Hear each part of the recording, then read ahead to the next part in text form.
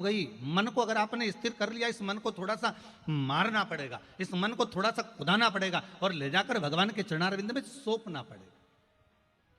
एक राजा के पास में एक बकरा था।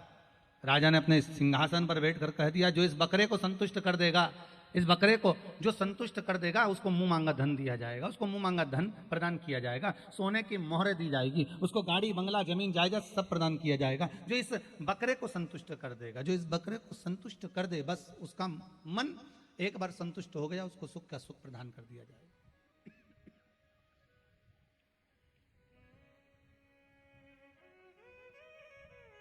अब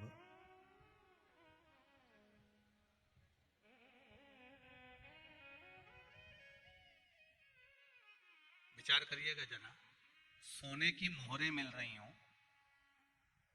धन वैभव मिल रहा हो, खूब सत्ता मिल रही हो, तो कौन बकरे को संतुष्ट नहीं करेगा। एक व्यक्ति गया, उसने बकरा लिया, महाराज हमको ये बकरा दे दो, हम ले जा रहे हैं। बकरे को खूब खिलाया, खूब खिलाया। बकरे को खिलाने के बाद राजा से जाकर कहा, महाराज हमने इसको संतुष्ट कर दिया, देख लीजिए। राजा ने बकरे को बुलाया, पकड़ा, सैनिक से कहा, ला जरा पत्ते लेकर आ, थोड़े बहुत हरी हरी दूबा लेके आ, पत्ते ला। और जो पत्ते लाकर डाले, बकरा फिर दौड़ कर गया और खाने के लिए तैयार हो गया। राजा ने कहा संतुष्ट नहीं हुआ। दूसरा व्यक्ति बोला, हम लेकर जाएंगे। वो दूसरा लेकर गया और दूसरा व्यक्ति लेकर गया, उसने भी खूब खिलाया, रात दिन खिलाया। खिलाने के बाद भी वो संतुष्ट नहीं हुआ, खिलाने के बाद भी उसकी संतुष्टि नहीं हुई। राजा ने फिर उसको पकड़कर बुलाकर सामने खड़ा करा। थोड़ी देर बाद राजा ने उसको फिर पत्ते वगैरह दिए, तो फिर उसने खाने आ गया, मतलब वो संतुष्ट नहीं हुआ। निकलते गए दिन, 8 दिन, 10 दिन, 15 दिन निकल गए। अब की बार एक संत ने कहा, महाराज हम इसको लेकर जाएंगे। राजा बोले, तुम संत हो, साधु हो, बकरे को रखोगे? तो क्या हुआ, लाओ हमको दो। संत उस बकरे को ले गए, खूब पेट भर के खिलाया। खिलाने के बाद संत वहां ले जाकर पत्ते डाले, बकरा फिर दौड़कर खाने आया। संत ने उठाया डंडा, उसके मुंह पे दिया धर के। फिर संत ने उधर ले जाके पत्ते डाले, बकरा फिर दौड़ कर आया। संत ने फिर डंडा मारा मुंह पर। फिर संत ने पत्ते डाले, फिर बकरा दौड़ कर आया, फिर डंडा दिया मुंह पर। 25-30 बार संत ने मुंह पर डंडा मारा। थोड़ी देर बाद संत ने फिर पत्ते डाले, बकरा दौड़ कर आया, नहीं खाया। उसको मालूम पड़ गया खाऊंगा और मारेगा, उसने नहीं खाया।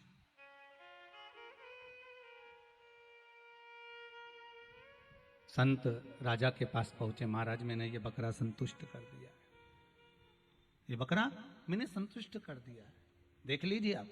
राजा ने कहा, सैनिक से जाओ जरा पत्ते लेकर आओ। पत्ते लेकर आए, बकरे के सामने डाले, बकरा दौड़ कर आया, खाने ही वाला था और इसको याद आ गया खाऊंगा और डंडा पड़ेगा। बकरा वापिस पीछे हट गया। राजा ने संत के चरण पकड़ लिए, गुरुदेव ये बताओ कि इस बकरे को कोई संतुष्ट नहीं कर पाया, आपने कैसे कर दिया? राजन, संत कहते हैं, महाराज इस बकरे को संतुष्ट करने के लिए मैंने डंडा रखा है, ये जब जब खाता था तब तब इसके मुंह पे मारता था, इसने खाना ही छोड़ दिया। राजा कहता है, बड़ी गजब काम करा। संत कहते हैं, महाराज बस ये मन रूपी बकरा भी ऐसा ही है, कोई भी चीज देखता है वहां लपक जाता है, कुछ भी वस्तु देखी वहां चले जाता है। बस इसको शिव महापुराण का जब डंडा पड़ता रहता है, सत्संग का डंडा पड़ता रहता है, कथा कीर्तन का डंडा पड़ता रहता है, तो ये मन सीधा चलता रहता है। अगर इससे सत्संग नहीं मिलेगा तो ये फिर भटक जाए। ये मन बड़ा विचित्र,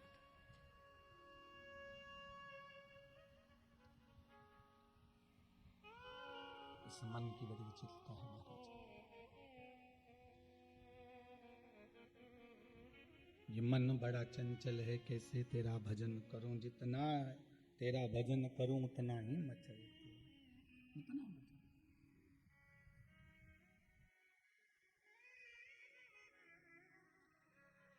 भोले तेरे चरणों की घर धूल जो मिल जाए, भोले तेरे चरणों की घर धूल जो मिल जाए, सच कहता हूँ भोले। आवाज खींच खींच कर बोलना पड़ रहा है, इसको देखो सेट करो जरा, बहुत खींच के बोलना पड़ रहा है। सच कहता हूँ भोले, तकदीर बदल जाए, भोले तेरे चरणों घर धूल जो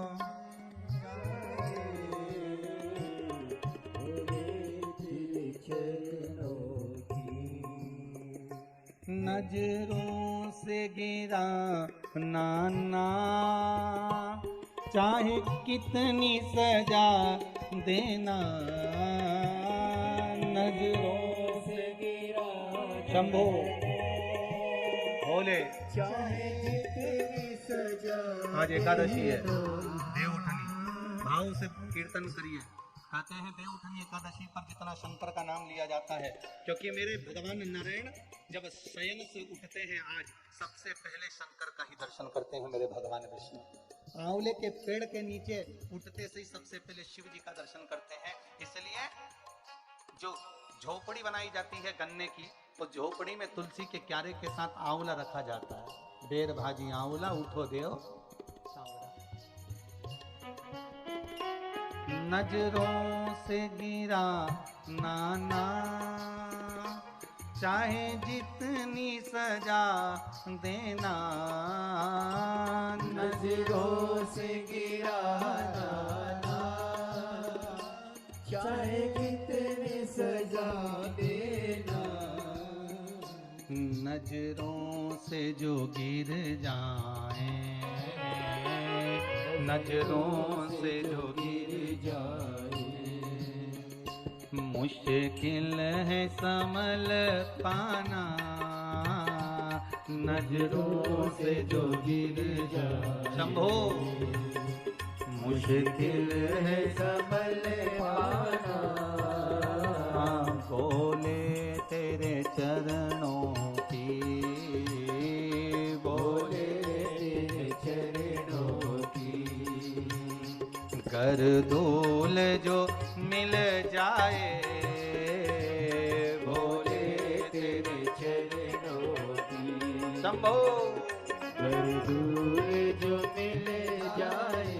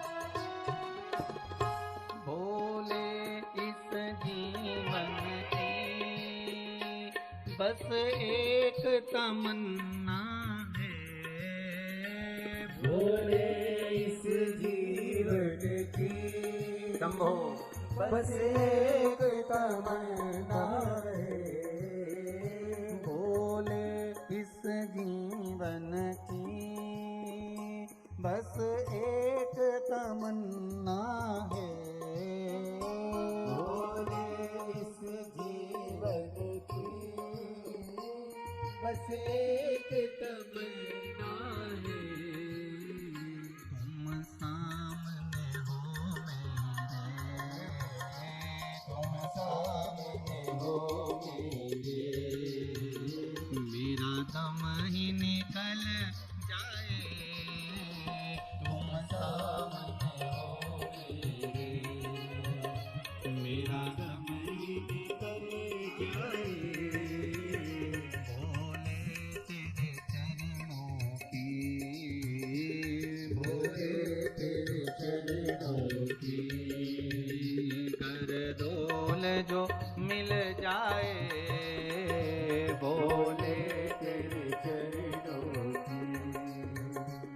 फिर दूर जो मिल जाए, सच कहता हूँ भोले, सच कहता हूँ बोले।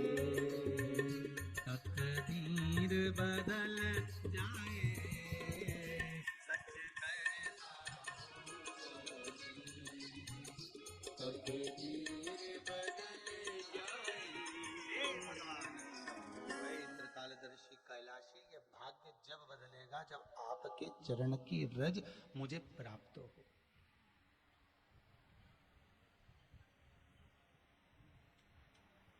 केवल मुर्दे की भस्म भी शिव पर चढ़ी है तो उसकी कीमत बढ़ गई है। आप शंकर के मंदिर की देहली अगर चढ़ गए हो, शिव मंदिर की देहली पर आप चढ़े हो, शंकर की मंदिर में अगर आप प्रवेश करे हो, शंकर की कथा में अगर आप पहुंचे हो, भगवान की भक्ति में अगर आप डूबे हो, तो ये विश्वास मानना कि आपकी भी कीमत बढ़ गई। मक्खी,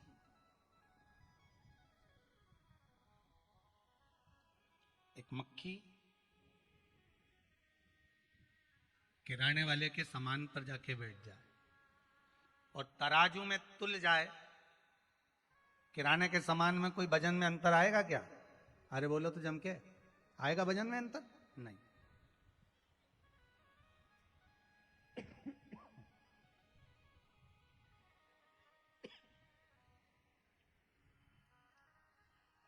वही मक्खी सब्जी के सामान पर जाकर बैठ जाए, सब्जी पर, उसके वजन में कोई अंतर आएगा, उसकी कोई कीमत बढ़ेगी? नहीं। और वही मक्खी जिस पे सोना तोला जा रहा है, सुनार सोना तोल रहा हो, उस पलड़े पर मक्खी जाकर बैठ जाए तो मक्खी की कीमत 10,000 रुपये हो जाए। बोलो सही है कि गलत है? बस वो सोने का तोलने का जो पलड़ा है ना, उस पलड़े पर सोने के सामान के साथ अगर मक्खी बैठ गई तो उसकी कीमत 10,000 रुपये हो गई, तुरंत बैठते। सब्जी में कोई कीमत नहीं बढ़ी है, किराने में कोई कीमत नहीं बढ़ी, सामान में कोई कीमत नहीं बढ़ी, पर सोने के साथ बैठी इसलिए कीमत बढ़ गई। शिव महापुराण की कथा कहती है, मनुष्य की कीमत चौराहे पर बैठने से नहीं बढ़ती, पान की दुकान पर बैठने से नहीं बढ़ती, कहीं गप्पे लगाने से मनुष्य की कीमत नहीं बढ़ती। मनुष्य की कीमत कहां बढ़ती है? जो भगवान की भक्ति में लग गया, सत्संग में बैठ गया, शिव महापुराण में बैठ गया, मंदिर में जाकर बैठ गया, उसकी कीमत बढ़ गई। ये भगवान की अविरल भक्ति में डूबने के कारण उसकी कीमत बढ़ गई।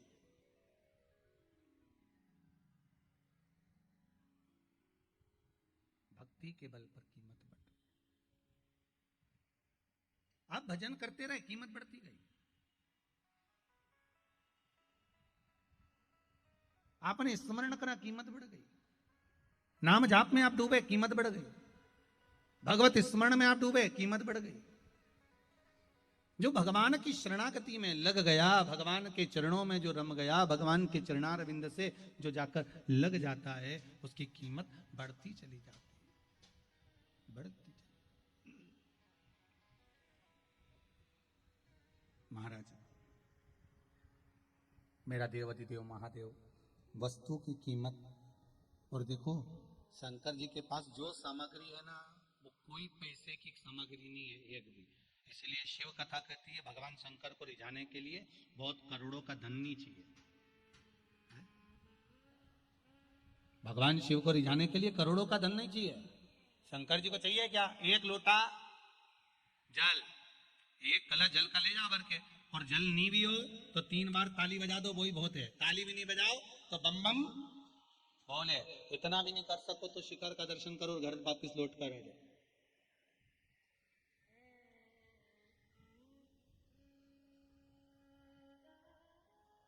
उनको चाहिए क्या? उसने तो खुद अपने पास में कुछ भी नहीं रखा। जैसे ही सृष्टि का खंड प्रारंभ हुआ, सृष्टि का प्रकरण प्रारंभ हुआ, सृष्टि को बढ़ाते हुए सबसे पहले भगवान शंकर ने ब्रह्मा जी को सबसे पहले दिए तो वेद और पुराण दे दिए, ले उठाओ ये वेद, ये तुम्हारे। वेदों का अधिकार किसको दे दिया? ब्रह्मदेव को। ये ब्रह्मदेव, तुम्हें वेदों का अधिकार है, लो ये वेद तुम्हारे पास में रखो। ब्रह्मा जी वेद अपने पास में रखे। शंकर जी के पास कोई वेद और पुराण नहीं है उनके पास में, उन्होंने तो दे दिए, ये तुम्हारे पास में रखी है। महाराज भगवान विष्णु को सुदर्शन चक्र दे दिया, और बचा कुचा था। ख्याति देवी कह रही है लक्ष्मी जी की मां, मैं अपनी बेटी लक्ष्मी का विवाह शंकर जी के साथ करना चाहती हूं। और शंकर भगवान कह रहे हैं मैं आपकी बेटी से विवाह नहीं कर सकता, लक्ष्मी से, लक्ष्मी को नारायण को दे दो, लक्ष्मी को नारायण को दो, मैं इससे विवाह नहीं कर सकता, आप इनको नारायण को दे दीजिए। देखिए ब्रह्मा जी को वेद दे दिए, वेद के अधिकारी बना दिए। भगवान विष्णु को सुदर्शन चक्र दे दिया, सुदर्शन चक्रधारी बना दिया। भगवान विष्णु को लक्ष्मी दे दी, लक्ष्मी नारायण बना दिया। इंद्र आए, इंद्र ने कहा भोलेनाथ हमको, भगवान ने कहा क्या चाहते हो? कहा महाराज जी आपकी कृपा हो जाए, दे दी उन्होंने, ले जाओ। कामधेनु दे दी, कामधेनु इंद्र को दे तो दी, साथ में कह दिया ऐरावत हाथी भी ले जाओ। इतना बोल्ड हाथी, इतना प्रबल हाथी, ऐरावत तक भगवान शंकर ने इंद्र को दे दिया।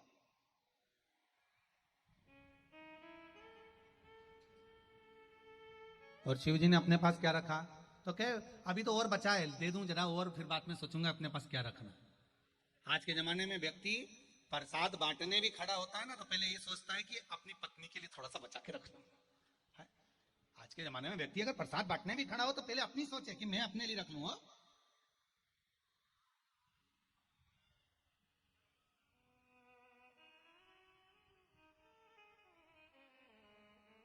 शादी ब्याहों में वो बुलौआ बांटते हैं ना, क्या बांटते हैं? बतासे वगैरह, मिठाई, सामान, गिफ्ट शादी में बांटते हैं ना। जब माता पूजन में जाओ या मंडप में जाओ या बुलौआ हो, मायरा हो, जो भी काम हो, उसमें शादी में गिफ्ट बांटता है। तो गिफ्ट बांटने वाला भी सोच विचार कर, देखना मेरी लड़की के लिए रख लेना, हो संभाल के रख लेना। मतलब पहले खुद का भला चाहेगा कि खुद के लिए रखें, पर शंकर भगवान ने अपना भला नहीं चाहा। शंकर जी ने तो जो आया सब दे दिया। सामने आया कुबेर, चोर को देखा तो कहा इसके कुबेर बना दो, और चोर को कुबेर बना दिया, चोर को कुबेर। भगवान विष्णु को सुदर्शन चक्र दिया, भगवान विष्णु को लक्ष्मी जी दी, ब्रह्मा जी को वेद दिए, इंद्र को ऐरावत हाथी कामधेनु दे दी, और एक साधारण से व्यक्ति को कुबेर बना दिया। शिव जी से पूछा तुमने अपने पास क्या रखा? शंकर भगवान बोले ये खप्पर रखा है, पानी भर लिया करूंगा, पी लिया करूंगा। एक खप्पर।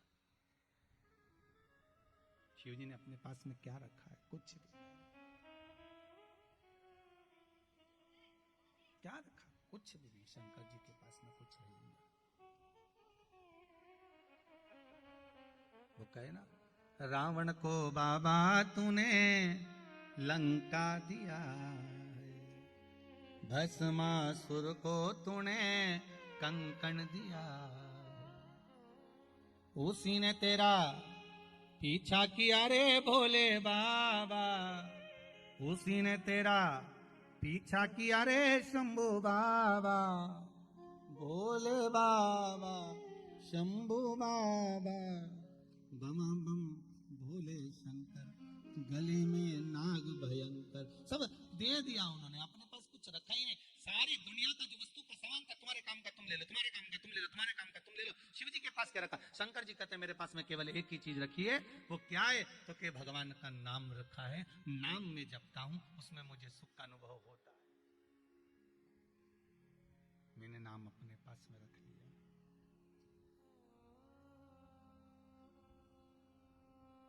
और जब मैं नाम जपूंगा उसका एक सुख, नाम जपन का एक आनंद, नाम जपन का एक सुख मेरे पास में है।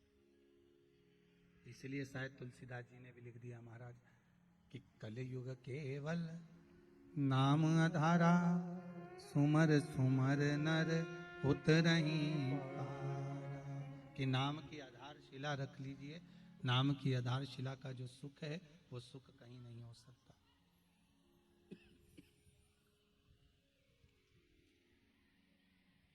नाम की आधारशिला का सुख।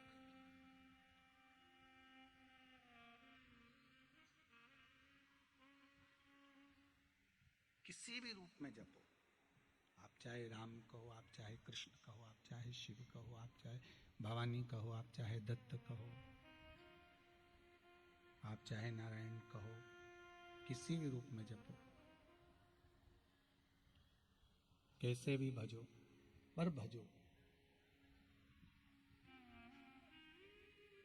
एक जगह पर आग जल रही है, अग्नि जल रही है,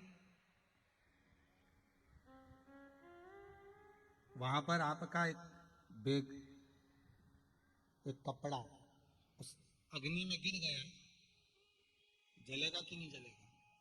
जम के तो बोलो, जल जाएगा ना। अब किसी ने वहां पर बैठ के मंत्र तो बोला ही नहीं कि रुपट्टा स्वाहा, कोई बोला गमछा स्वाहा, कोई बोला बेग स्वाहा, कोई मंत्र बोला क्या?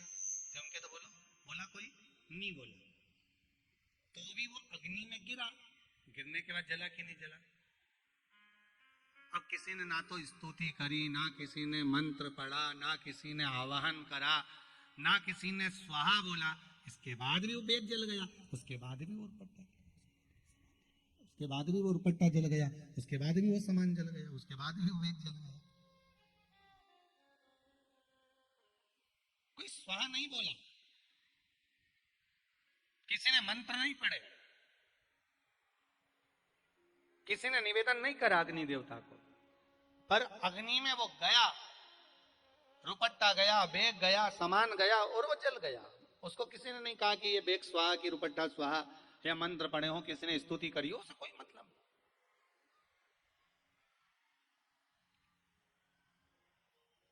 अग्नि का काम है कि उसके अंदर जो आएगा वो जलना ही है।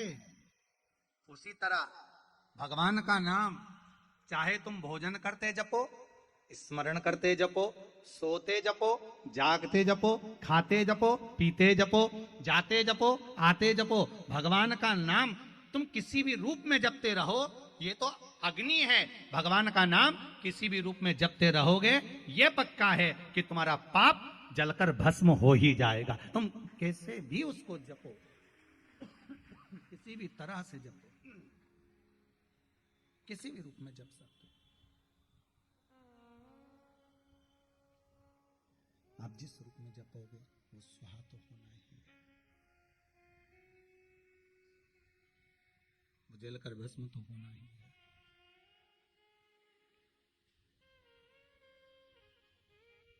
राम राम रटते रहो जब तक घट में प्राण, कबहू तो दीन दयाल के भनक पड़ेगी कान।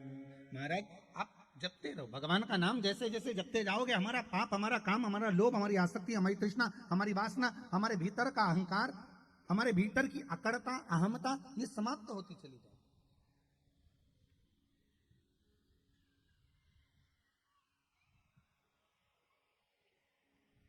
शिव अपने पास में नहीं रखा, शंकर ने तो दे दिया आपको, ले ये ले जाओ, तुम्हारे पास में रख लो।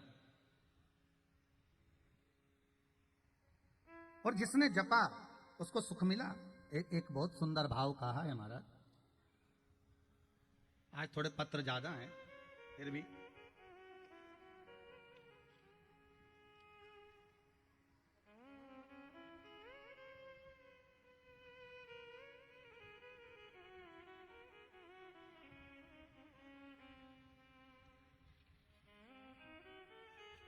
वीरेंद्र सिंह जी रांची से हैं।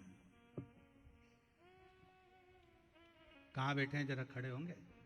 वीरेंद्र सिंह जी रांची से, माइक दीजिए जरा।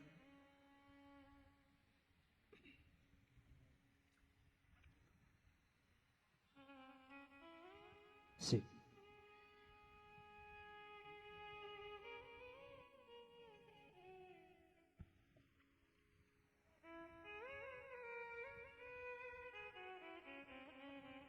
वीरेंद्र सिंह जी रांची से आप पधारे हैं। आपने लिखा है, गुरुजी पिछले 2 साल से शिव महापुराण की कथा सुन रहा हूं। श्री शिवाय नमस्तुभ्यम। श्री शिवाय नमस्तुभ्यम। वीरेंद्र सिंह जी कहाँ से पधारे हैं रांची में? रांची सर, रांची झारखंड से। रांची झारखंड से आए। क्या नाम है आपका? वीरेंद्र कुमार सिंह जी। आपने लिखा है आपकी बेटी को 9 साल से संतान नहीं थी जी। अब बाबा की कृपा है। जी बाबा कृपा है। क्या हुआ है? पुत्र हुआ है। पुत्र की प्राप्ति हुई, बहुत बहुत बधाई आपको।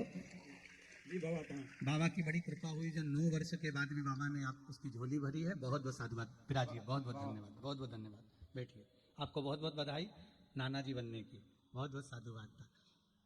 शिव कृपा है ही ऐसी।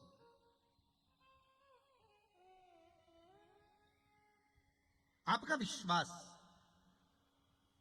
पत्र में लिखा है कि डॉक्टरों ने भी मना कर दिया था कि संतान नहीं होगी, पर शिव महापुराण की कथा कहती है कि जब सारे डॉक्टर हार जाएं तब एक डॉक्टर और बैठा है, वो सर्जरी करना अच्छे से जानता है। अपने बेटे को हाथी का मुंह लगा देता है, ससुर को बकरे का मुंह लगा देता है, तो वो कुछ भी कर सकता है। उसकी कोई कोई परिभाषा हम कह ही नहीं सकते कि वो नहीं कर पाएगा। जब सारी दुनिया से हाथ टेक दिए जाएं, सब जगह से लोग मना कर दें, तब शिव महापुराण की कथा कहती है आखिरी में शंकर की शरण में जाना और बाबा फिर सुन लेगा, ये पक्का है कि वो दे ही देगा, ये उसके हाथ में। फिर वो कृपा कर।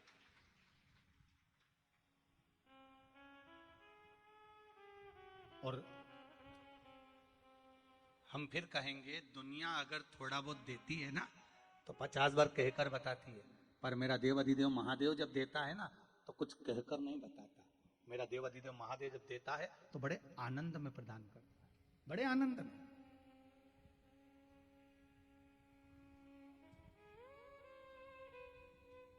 वो कहता नहीं है कभी भी कि मैंने ये दिया है।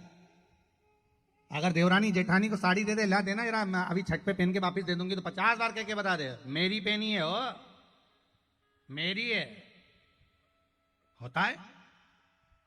एक व्यक्ति अपने ससुराल जा रहा था, उसका मित्र रास्ते में खेल बैठा हुआ कहीं चौसर खेल रहा होगा बैठे बैठे, तो इसने कहा क्यों भाई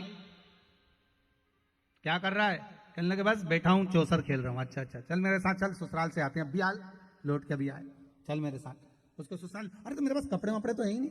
अरे मत होंगे, मेरे कपड़े पहन लेना, उसमें क्या दिक्कत है, चल मैं मेरे कपड़े दे दूंगा, पहन लेना, चल मेरी ससुराल होके आते। उसको गाड़ी में बिठाया और ससुराल ले गया। अब ससुराल ले गया तो उसने कहा कमरे में स्नान आदि करा, नहाए करे, नहाने स्नान आदि के बाद में वो बोला मैं पहनूंगा क्या, मेरा कुर्ता तो अच्छा है पर ये पजामा जो है ना ये बहुत गंदा हो रहा है। तो जो लेकर गया था उसने कहा मेरा पजामा पहन ले, ले ले मेरा पजामा पहन। उसने अपना पजामा दे दिया। उसने अपना पजामा दिया। अब जब उसने अपना पजामा दे दिया, अब दोनों बड़े प्रेम से ससुराल में साले के घर गए। साले जी ने बहुत आओ भगत सत्कार करा, सम्मान करा, आदर करा, और साले जी ने पूछ लिया ये कौन है? मेरे मित्र हैं। अच्छा, अकेला आ रहा था? अच्छा, तो मैंने सोचा इनको भी ले चलूं। अच्छा,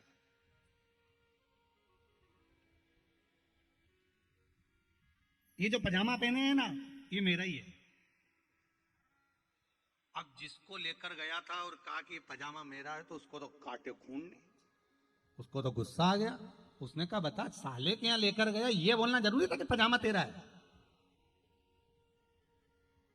अब इसको आ गई गुस्सा। अब गुस्सा आई तो गुस्से में बोला अब मेरे को यहाँ रहना ही नहीं, अब मेरे को तो मेरे घर लेके चल, अब भी लेके चल। तो क्या अपन चलेंगे, शाम तक चलते हैं। अब तो गुस्सा मत कर, ऐसा क्रोध मरोध मत कर, तू है क्रोध मरोध मत कर। अब क्रोध करेगा तो अच्छा नहीं होगा, चल तू चल मेरे साथ चल। ठीक है। अब जो व्यक्ति था वो अपनी मौसी के घर गया, मौसी सास के यहाँ, सब ससुराली ससुराल तो मौसी सास जी वहीं थी, वहां पहुंच गया।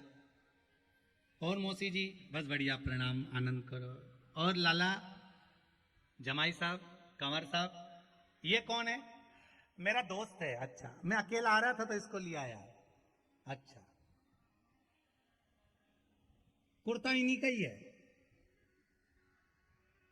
तो इतने में मौसी ने पूछ लिया पजामा, तो फिर बोला पजामा मेरा है। फिर गुस्सा आ गई, बताओ अब ये पजामे की बात क्यों निकाली तूने? अब तो दोनों में भयंकर लड़ाई हो गई। अब तो मुझे घर जाना ही है, मेरे को तेरे साथ कहीं नहीं जाना। अरे मेरे मामा जी का घर अकेला रहा है, अब की बार मैं पजामे की बात नहीं निकालूंगा, पक्का कसम खा के कहता हूं कि पजामे की कोई बात ही नहीं निकलेगी, बस पक्का। चलो ठीक है। अब बड़ी मुश्किल से राजी करा, मामा ससुर के यहाँ पहुंच गए। अब मामा ससुर के यहाँ गए तो मामा जी मिले और लाला साहब और जमाई साहब बढ़िया सब आनंद में और सब बढ़िया बढ़िया करते करते अब उनने कुछ खाया पिया और जाने लगे। जाते जाते मामा जी से बोले पजामे की हम कोई बात नहीं करेंगे। तो मामा जी ने फिर पूछ लिया मतलब पजामे की कौन सी बात। तो इतने में देखो मामा जी खुद पूछ रहे तो बताना तो पड़ेगा। कुर्ता इनका है, पजामा मेरा, पजामा। अब आई उसको गुस्सा, उन्हें मामा के यही पजामा मामा के ही दे दिया घड़ी बना के, ये तेरा पजामा पकड़, मैं चला मेरे कुर्ते पे।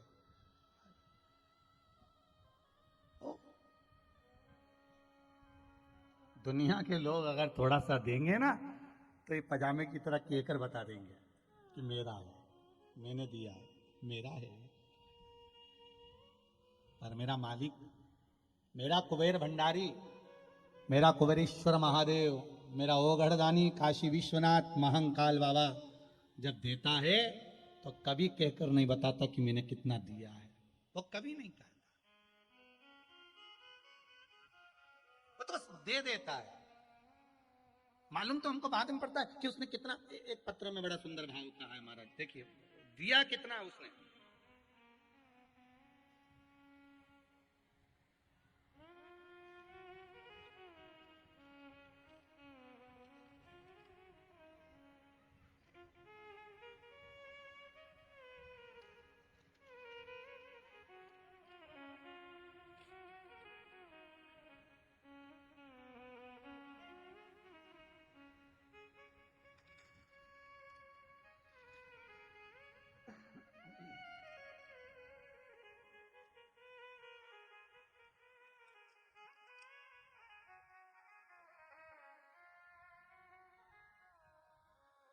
नीतू दुबे दुमका झारखंड से आई हैं। कहाँ हैं?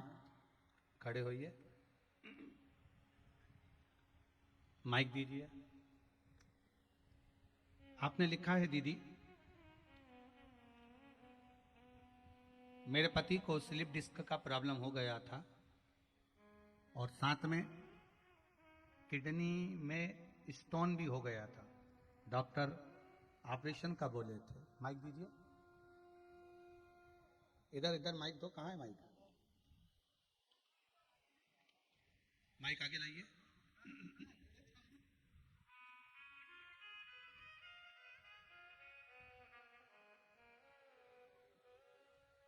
श्री शिवाय नमस्तुभ्यम।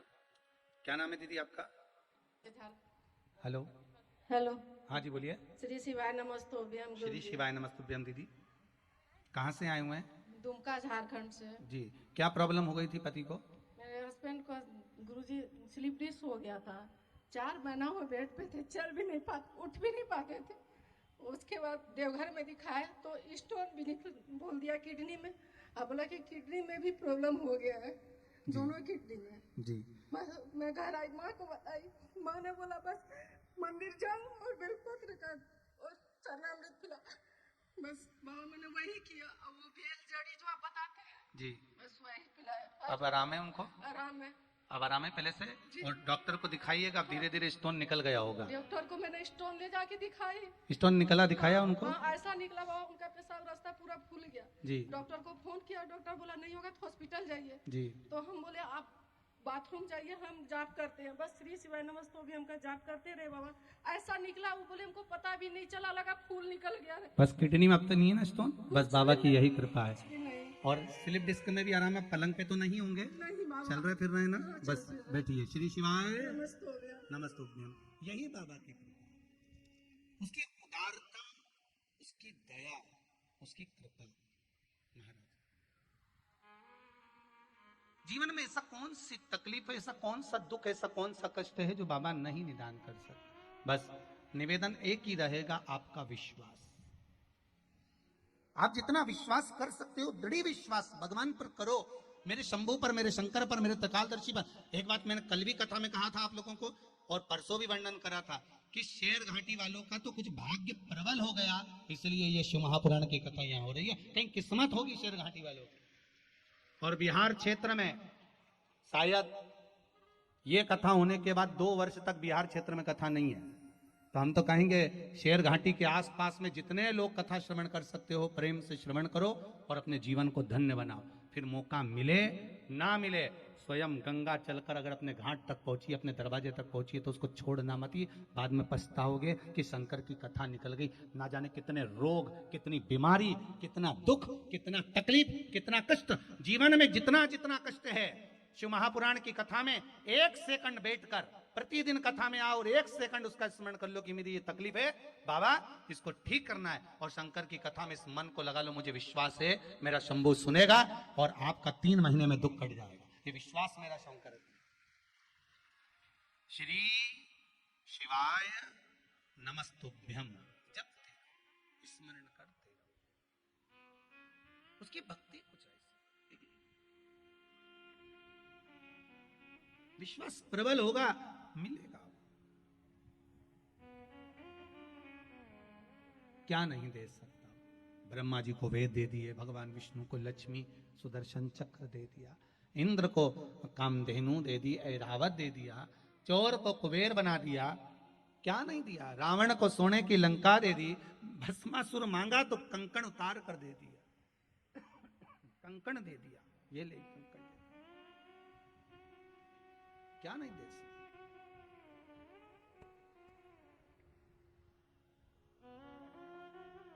विश्वास पर देवऋषि नारद कामदेव पर विजय प्राप्त कर ली।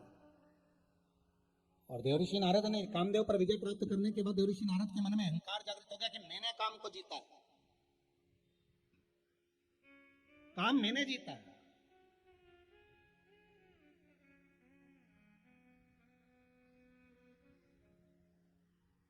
यह अभिमान, यह अहंकार देवऋषि नारद को आ गया था। इसलिए शिव महापुराण की कथा कहती है आपका अपना कुछ भी नहीं है, धन दूसरे का, शरीर दिया हुआ दूसरे का, माता पिता ने जन्म दिया, लक्ष्मी दूसरे की, संपदा दूसरे की, जिसके साथ शादी हुई वो दूसरे की है। तो माता पिता की जननी कोई पराये घर से हमारे घर में आ गई, पराये घर की प्राप्त हुई। धन दौलत संपदा सत्ता वैभव मकान जमीन जायदाद सब दूसरे का है। यहां तक कि हम जो बोल रहे हैं ये बोलना भी हमें दूसरे ने सिखाया है, हम जो लिख रहे हैं ये लिखना भी हमें दूसरे ने सिखाया है, हम जो श्रवण कर रहे हैं ये सुनना भी हमें दूसरे ने सिखाया। सब कुछ दूसरे का है, हमारा अपना है क्या? हमारा अपना केवल एक है, अहंकार, हमारा खुद का है अहंकार। इसलिए शिव जी कहते हैं मेरे मंदिर में आना तो अहंकार चढ़ाकर चले जाना, और जिस दिन तू मेरे मंदिर में अहंकार चढ़ाकर चले जाएगा, अभिमान छोड़कर जाएगा, उस दिन जीवन का सुख पा जाएगा। लंका का राजा रावण सब कुछ भगवान को दिया, लंका के राजा रावण ने अपने हाथों पर कैलाश पर्वत को उठा लिया, लंका के राजा रावण ने शंकर भगवान का भजन करा, कीर्तन करा, स्मरण करा, सब कुछ करा, शिव जी को सब कुछ दिया और अहंकार नहीं दे पाया। शिव महापुराण की कथा कहती है व्यक्ति अपना अहंकार शिव जी को दे दे, केवल निर्मल मन सो मोहि पावा, मुझे निर्मल मन दे दे।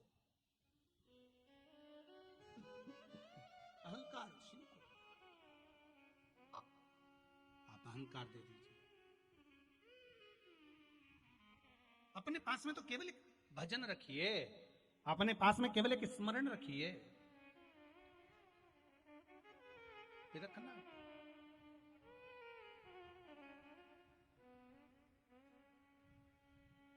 रावण को बाबा तूने लंका दिया, भस्मासुर को तूने चढ़ाते हैं। शिवरात्रि के दिन बेर चढ़ाने का बड़ा महत्व है, और शिवरात्रि पर चढ़ा हुआ वो बेर उठाकर ले आइए और उस बेर को उठाकर रख लीजिए। मान लो किसी को उदर से जुड़ी हुई जब तकलीफ रहती है, पेट से जुड़ी हुई तकलीफ रहती है, पेट से जुड़ी हुई कोई भी प्रॉब्लम हो, अगर पेट से जुड़ा हुआ कोई भी रोग आपको लग गया और डॉक्टर की दवाई चल रही है, सारी औषधि चल रही है, जो शिवरात्रि पर आपने बेर चढ़ाया है वो बेर अगर आपके यहां रखा हुआ है, वो बेर उस रोग वाले व्यक्ति को खिला दीजिए। आधे घंटे के अंदर पेट का दर्द, पेट की तकलीफ, पेट का कैसा भी रोग होगा एकदम आराम लग जाएगा। उस बेर में इतना दम, इतना प्रबलता आ जाती है। शंकर को जो शिवरात्रि के दिन बेर चढ़ाया जाता है,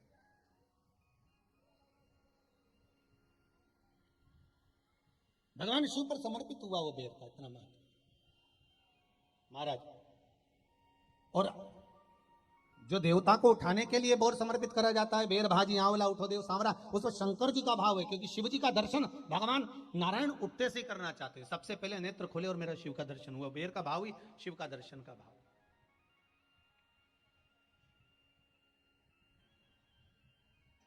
कितनी बड़ी औषधि होगी बेर के अंदर, जरा देखिएगा कि मेरे राम जी शबरी अम्बा के दरवाजे पर पहुंचे।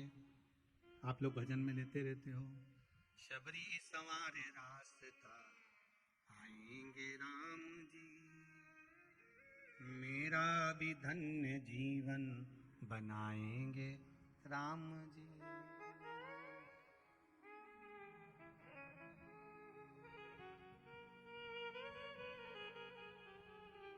और बागों से चुन चुन के वो लेकर आई बेर की टोकरी लाई। खट्टे हो चाहे मीठे हो आएंगे राम जी, मेरा भी धन्य जीवन बनाएंगे राम जी। शबरी ने राम जी को बेर दिए, राम जी ने बेर खाया, प्रेम से खाया। याद आया पीछे लक्ष्मण खड़ा है, राम जी ने लक्ष्मण को बेर दिए, ले लक्ष्मण ये बेर खा ले। लक्ष्मण जी ने बेर लिए, लक्ष्मण जी ने बेर को देखा तो वो शबरी अम्बा अपने मुंह से झूठा करके दे रही है। लक्ष्मण जी ने बेर लिया, पास में रख लिया, फिर लिया, फिर रख लिया। शबरी जी राम जी को बेर दे, राम जी लक्ष्मण जी को बेर दे, लक्ष्मण जी वो बेर लेके पीछे फेंकते जाए। उठाए फेंका, उठाया फेंका, उठाया फेंका। अब कोई लक्ष्मण साधारण है? जब भगवान राम विष्णु है, लक्ष्मण शेषनाग है। शेषनाग अगर कोई चीज फेंकेगा तो क्या पास में फेंकेगी? उठाया फेंका, कोसों दूर जाकर गिरा। और वो बेर कब काम आया? जब लक्ष्मण जी को शक्ति लगी, बाण लगा, लक्ष्मण जी मूर्छा होकर जमीन पर पड़े। सुषेण वेद को बुलाया और वेद से बुलाकर पूछा कि लक्ष्मण कैसे उठेगा? तो कहा संजीवनी लेकर आओ। संजीवनी लेने के लिए भेजा। तब संजीवनी लेने के लिए जब श्री हनुमान जी महाराज गए, संजीवनी बूटी जब लेकर आए और लक्ष्मण जी को जो दी, तब राम जी पहचान गए ये संजीवनी कोई दूसरी नहीं है। लक्ष्मण जी को जो बेर खाने को दिया था वो बेर फेंक दिया था, उसी बेर की पत्ती है जिसको निचोड़ निचोड़ कर लक्ष्मण जी को खिलाना पड़ी है। तो राम जी रोते रोते बोले पहले ही खा लेता तो खाना नहीं पड़ती। कोरोना का टीका पहले ही लगवा लेता तो दादा निपटता ही नहीं। लगे तो खाया ही।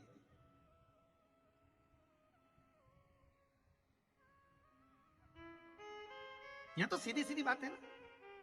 कहा पोलियो की दवाई, जन्म लिए बच्चे से लेकर 5 वर्ष तक के बच्चे को पोलियो की दवाई पिलाई जाएगी। पोलियो की दवाई पियो तो हाथ पैर से विकलांग नहीं होगे। बोलो, बोलते कि नहीं बोलते? पियो विकलांग नहीं होगे। जो नहीं पिएगा वो हाथ पैर से विकलांग हो जाएगा। उसी तरह शिव महापुराण की कथा, जिसका जन्म नहीं हुआ, जो माता के गर्भ में है, उससे लेकर जो मर रहा है उस तक के व्यक्ति को सुनाई जाएगी। पोलियो की दवाई नहीं पियोगे, हाथ पैर से विकलांग हो जाओगे। शिव महापुराण नहीं सुनोगे तो काम, लोभ, विषय, आसक्ति से विकलांग हो जाओगे। इसलिए सुनो, ये सुनने का विषय है, इसको श्रवण करना, हमारे जीवन में उतारना, ये मिलेगी। प्राप्त होना बड़ा मुश्किल है। फिर अगर पहले ही लक्ष्मण जी तुम ये खा लेते बेर तो आज इसकी पत्तियों का रस नहीं लेना पड़ता, पहले ही खा लेते।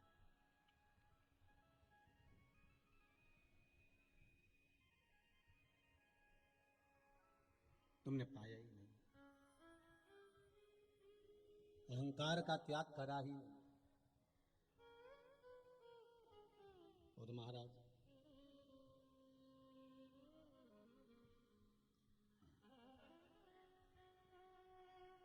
लक्ष्मण, आज श्री देवर्षि नारद का अहंकार नहीं गया। नारद जी के भीतर अभिमान रहा, मैंने काम को जीता, कामदेव को मैंने जीता, अहंकार भरा गया, अहंकार भरा गया। भगवान शंकर के पास में सबसे पहले गए और शिव जी के पास जाकर बोले, भोलेनाथ जी, जिस कामदेव को आप नहीं जीत पाए थे उस कामदेव को मैंने जीता है।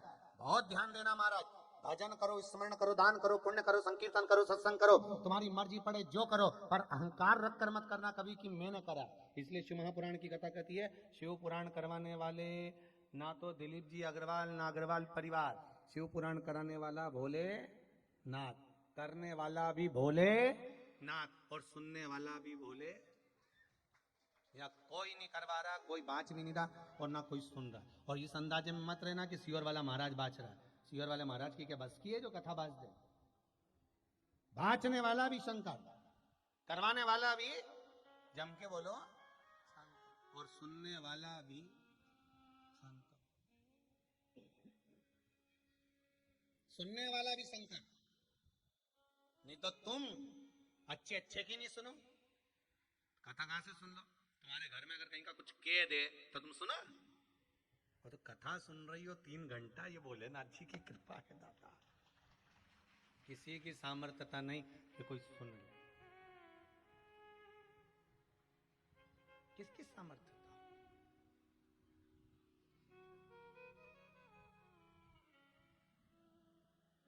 अब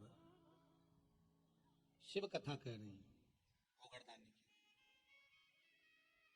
भगवान देवाधिदेव महादेव की कथा कर रही है।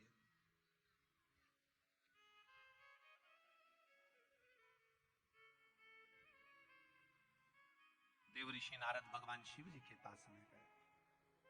शंकर भगवान ने देखा देव ऋषि नारद आए, आदर करा, सम्मान करा, सत्कार करा, आओ पधारो। कैसे आना हुआ? कैसे आए हो? बुलाया।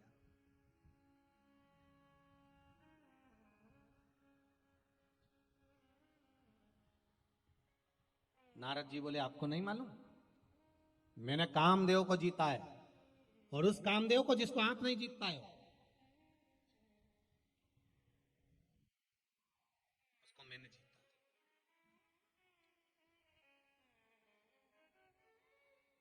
शिव महापुराण में एक बहुत सुंदर बात कही है महाराज।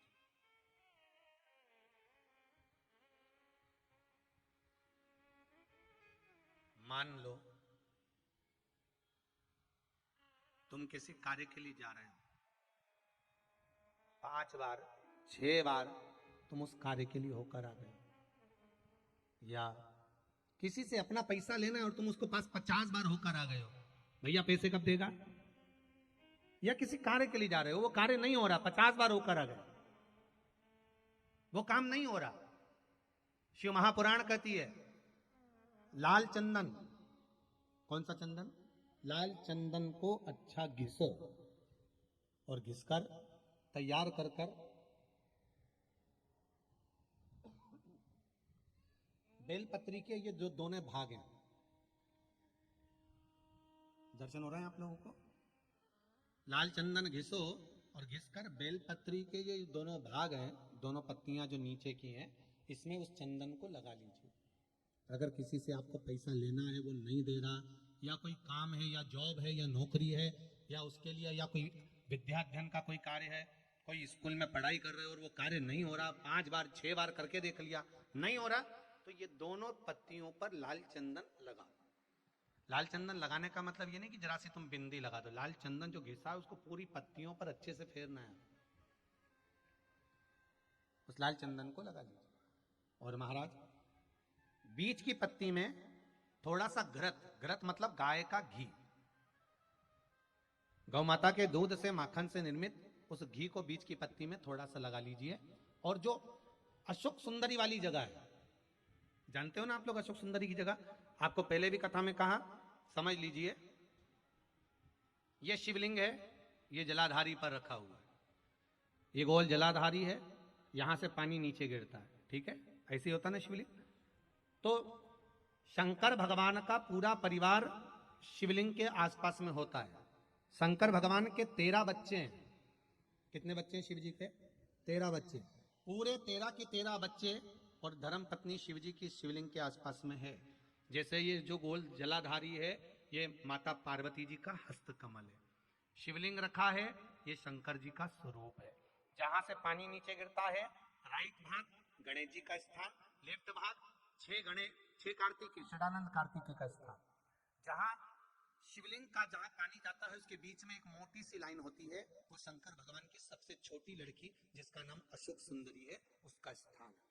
ऊपर से बूंद बूंद पानी जो शिवलिंग पर गिर रहा है, ये शंकर भगवान की 5 लड़कियों का स्थान है, जया, विषहरा, शामली बारी, दौतली और देव।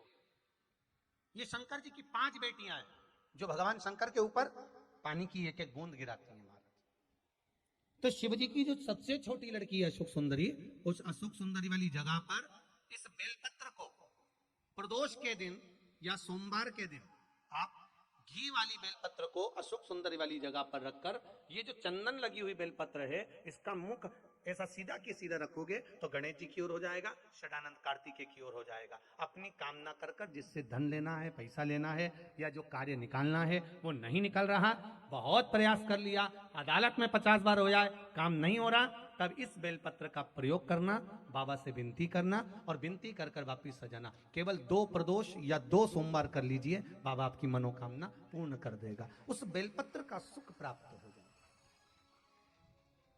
बेलपत्र पर इतना याद रखना, जो चंदन लगा हुआ भाग है वो नीचे होना चाहिए, अशोक सुंदरी की ओर। गरत का भाग अशोक सुंदरी की ओर होना चाहिए, नीचे की ओर, नहीं तो मालूम पड़े तुम ऊपर उल्टा रख दो उसको।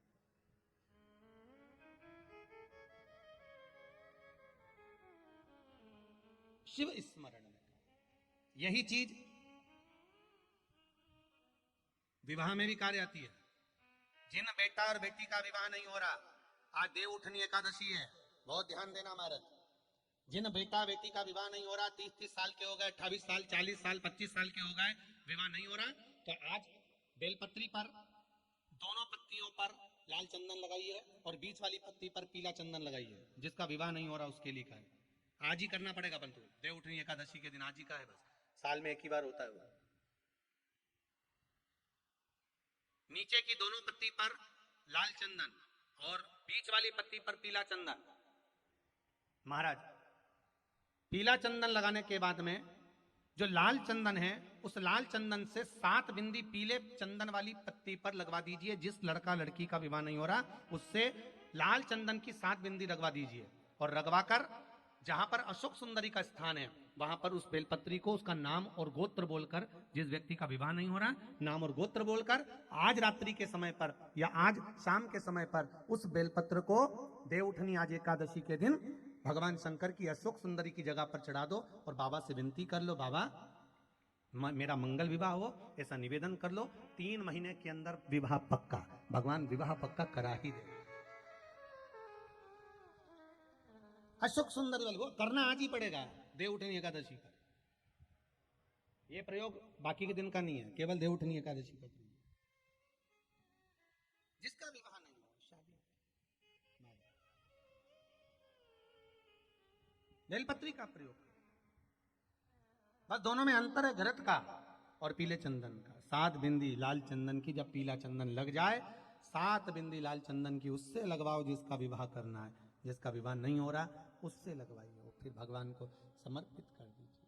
तेरा ही दिया मैंने खाया पिया है, तेरा शुक्रिया, तेरा शुक्रिया है, मुझे भोले बाबा ने बहुत दे दिया है, तेरा शुक्रिया है, तेरा शुक्रिया है। निवेदन करिएगा, श्री, साथ में बोलिए, श्री शिवाय नमस्तुभ्यं, श्री शिवाय नमस्तुभ्यं, श्री शिवाय नमस्तुभ्यं।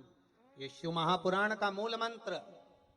जब दुख हो, तकलीफ हो, कष्ट हो, रोग हो, बीमारी हो, जपो। अभी वो बहन जी कह रही थी केवल मंत्र का जाप करा, डॉक्टर बोल रहे हैं कि हॉस्पिटल दूसरा हॉस्पिटल में ले जाओ, पर भगवान भी तो सामने होना चाहिए, आपका विश्वास जागृत होना चाहिए। एक माता जी ने बड़ा भाव लिखा है इसमें, कागज नहीं मिला तो लिफाफा ही सरी।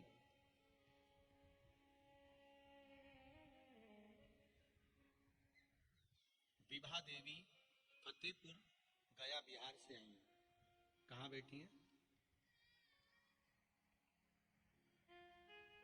आपने लिखा है गुरुजी,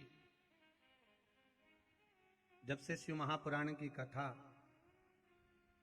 सुन रहे हैं तब से मेरी तबीयत अच्छी हो गई है। पहले बीमार बहुत रहती थी, बहुत तकलीफ थी, अब बाबा की कृपा है। सावनी शिवरात्रि पर रुद्राभिषेक करा, उससे जमीन का जो काम अधूरा था वो भी बाबा ने पूरा कर दिया है। बहुत बहुत साधुवाद आपको श्री विभा देवी जी, फतेहपुर गया बिहार से। बहुत बहुत साधुवाद। भगवान शिव की कृपा ही कुछ ऐसी। आपका विश्वास जहां जागृत हो, आपका विश्वास जहां जागृत हो जाए वहां शिव का दर्शन हो। शंभो शरणे पड़ी, मांगू घड़ी रे घड़ी, दुख काटो, दया करी ने दर्शन आपो। हे शंभो, मेरे जीवन के सारे दुख, कष्ट, रोग, बीमारी आप काट दीजिए।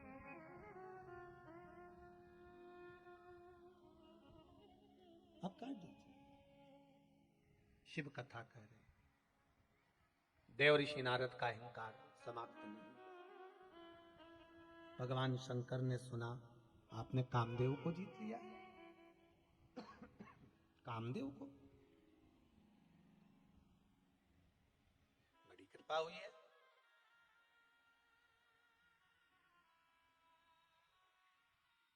बड़ी दया हुई है। भगवान शंकर ने उसी समय पर अपने गण को बुलाया, भृंगी आओ इधर। भृंगी दौड़कर आया, जी स्वामी एक रुद्राक्ष की माला लेकर आओ।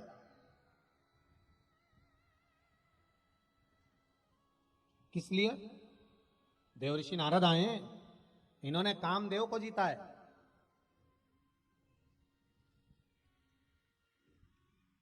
कामदेव को? हाँ।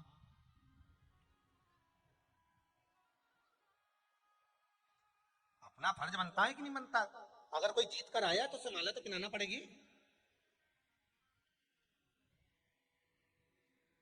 और माला नहीं पहनाएंगे तो मालूम पड़े ही अपने माल को ही ले जाएगा। माला पहनाना जरूरी है।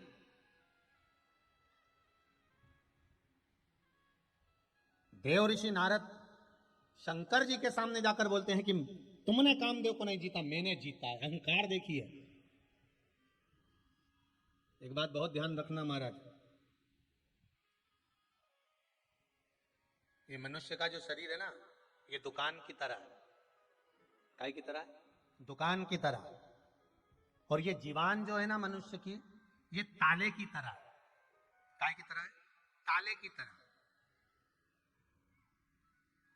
जब ये ताला खुलता है ना, तब मालूम पड़ता है कि दुकान सोने की है कि कोयले की है।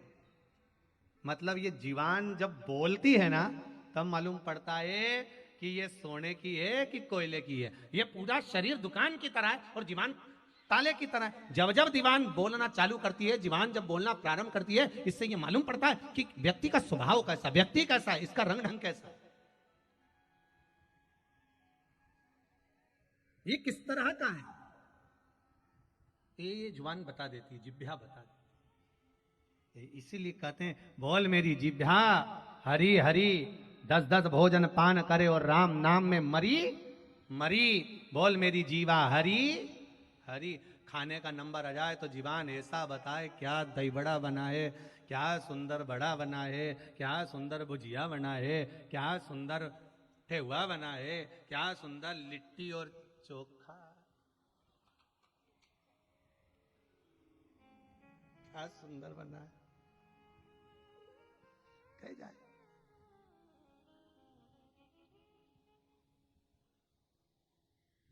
लिट्टी और चोखे की भी भली चढ़ाई।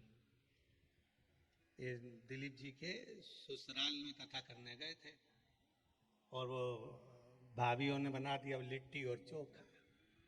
वो लिट्टी चोखे के साथ में ना जाने वो ऐसा बगरा हुआ मिर्ची थी, उसको अच्छा कूटा हुआ पिसा हुआ और उसको तैयार करके और उसमें नमक मिला हुआ, क्या बोलते तुम्हारे यहाँ उसको पता नहीं, भगवान जाने, और वो लिया है। अब वो बोले गुरुजी ये हमारे यहाँ की स्पेशल डिश है, आपको खाना पड़ेगी। हमने कहा ठीक है आप रख दो हम खा लेंगे। इनने रखी, ये गए, हमने कहा ये कोई नया आइटम दिख रहा है। अब लिट्टी चोखे के साथ में वो जो भी सामान था वो उसमें इन्होंने मिर्ची को पीस के अच्छा वो बनाया था, हरी मिर्ची का ठेसा जैसा, और वो बढ़िया जोरदार उसमें नमक वमक मिला के। हम सोचे कि जो ये क्या बोलते हैं उसको, वो गोल गोल लिट्टी और वो बैंगन का जो बनता है उसको चोखा, और उसी के पास में एक और चोखा रखा था, भगवान जाने कौन सा था, अब वो मिर्ची का था अच्छा जोरदार। तो हमने पूछना भूल गए कि इससे खाना है कि इससे खाना है।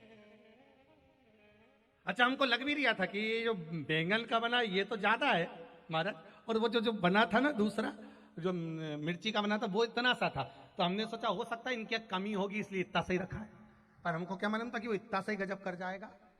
अब हमने सबसे पहले वो लिट्टी को तोड़ा और तोड़ के वही चोखा में लगा लिया, और वो चोखा भी इतना सही था तो पूरा ही उसमें भर लिया, और भरते से जैसे मुंडा में गया तो हम ही चोखे हो गए।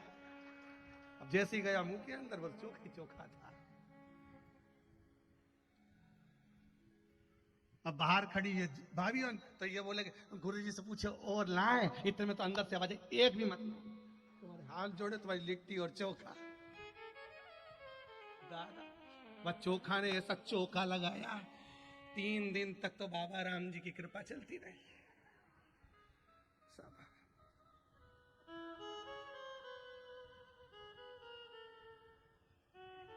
वो तो राम भला करे, आज कथा का 3रा दिन है और जजमान किया वो लिट्टी और चोखा अभी तक नहीं आया है। कृपा कृपा समझियो, ये तो मालूम पड़े बबुआ तो खाए सो तो राम जी जाए। हर हर भगवान देव अधिदेव महादेव कर रहे हैं कि अब आए हैं तो माला तो पिनाना पड़ेगी, जाओ जरा। अब इनको नहीं मालूम कि मालूम महाराज जिभ्या बता देती है कि व्यक्ति का स्वभाव कैसा है, जिभ्या बता देती है कि व्यवहार कैसा है, क्या व्यवहार है क्या स्वरूप। अब गए रुद्राक्ष की माला भृंगी ने ला कर दी, रुद्राक्ष की माला श्रृंगी भृंगी लेकर आए। देव ऋषि नारद के गले में भगवान देवाधिदेव महादेव ने पिनाई, और देवाधिदेव महादेव ने जब पिनाई, नारद जी को भगवान ने बुलाकर देव ऋषि नारद से कहा, नारद तुमसे एक निवेदन है, तुमने जो कहा है ना कि आपने काम को नहीं जीता मैंने काम को जीता, ये बात अब आप मत कहना भगवान विष्णु के आगे, अब ये बात मत कहना नारायण के आगे, ये भगवान विष्णु के आगे मत कहना आप ये बात। नारद जी को लगा एक तो खुद तो कामदेव को जीते नहीं और ऊपर से हम जीत गए तो बताने की भी मना कर रहा है। हम अगर जीत भी गए तो ये बताने की मना कर रहे हैं। बड़ा नारद जी को क्रोध आया, नारद जी ने तो रुद्राक्ष की माला उठाई जमीन पर फेंक दी, वहीं से निकल कर जा रहे थे नंदी, माला को देख लिया तो भोलेनाथ जी के गले की है, ले जाकर भोलेनाथ जी के पास पहुंचे, बाबा ये माला कहां से आई? शंकर भगवान बोले मैंने तो नारद को दी थी, नारद ने फेंक दी। बाबा रुद्राक्ष उसी को देना चाहिए जो रुद्राक्ष के काबिल है, रुद्राक्ष उसी को दो जो रुद्राक्ष के काबिल है।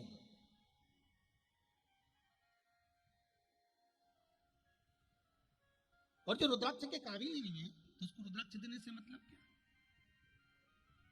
फिर निवेदन है, मानो तो मैं गंगा मां हूं, ना मानो तो बहता पानी। आप मानोगे तो गंगा जल है, नहीं मानो तो ये बहता हुआ पानी है, तो जा रहा है बहता हुआ चले जा रहा है। आप मानोगे तो निरंतरता प्राप्त करोगे, मानो तो मैं हूं, ना मानो तो बहता पानी। देखो नारद जी को लगा, नारद जी माला छोड़कर सीधे भगवान विष्णु के पास गए। श्रीमन नारायण पहुंच गए भगवान विष्णु के पास में, नारायण श्रीमन नारायण नारायण श्रीमन नारायण। सीधे भगवान विष्णु के पास, सीधे भगवान विष्णु के पास पूछ लिया भगवान ने, आओ देवऋषि नारद पधारो। एक बार भी देवऋषि नारद से भगवान विष्णु ने कहा कि बैठो, बैठने का तो बोला ही नहीं, क्योंकि जो शंकर का अपमान कर देता है, जो शिव का अपमान कर देता है, शंकर के ऊपर जो उंगली उठा देता है, वो बैठने के लायक भी नहीं हो पाता, वो बैठने के लायक भी नहीं है।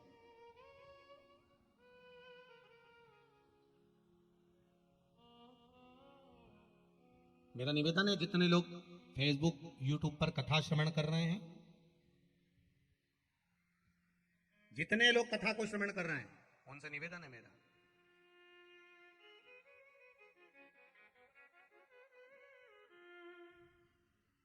और जितने यहां पंडाल में बैठकर शेरघाटी के पावन प्रांगण में बैठकर कथा सुन रहे हैं, उनसे निवेदन रहेगा, आप शंकर की कथा सुन रहे हैं, अच्छी लगे अपने जीवन में उतारना, अच्छी ना लगे उसको छोड़ देना, पर शंकर पर उंगली मत उठाना। आपका मन करे तो शिव का स्मरण करिए, आपका मन करे राम का स्मरण करिए, आपका मन करे कृष्ण का स्मरण करिए, आपकी चित्तवृत्ति जहां लगे भगवान में उसको लगा लीजिए, पर बाबा पर उंगली नहीं।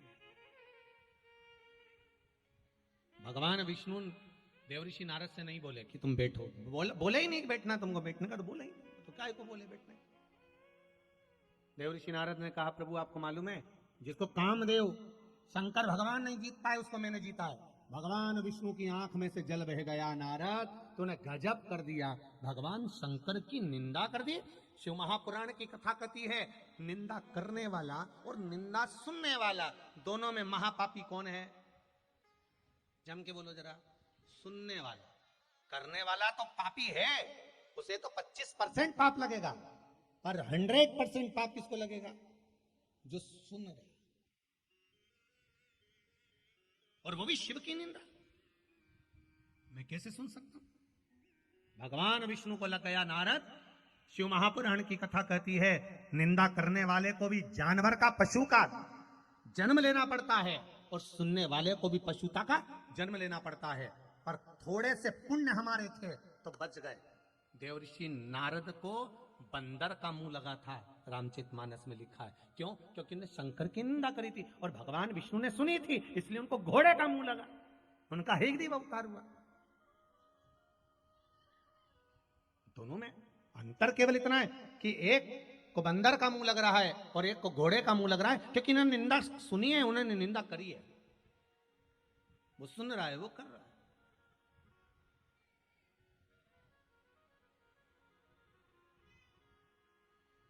और करे, मना नहीं, शिव की निंदा अगर कहते हैं, जिसकी निंदा ज्यादा होती है ना, जिसकी निंदा ज्यादा हो, समझ लेना वो उन्नति की सीढ़ी पर चढ़ता चले जा रहा है, वो बढ़ते चले जा रहा है, उसकी निंदा ज्यादा हो रही है। और जिसकी निंदा ज्यादा होती है ना, उसकी उम्र भी बहुत बढ़ती है, ये पक्का।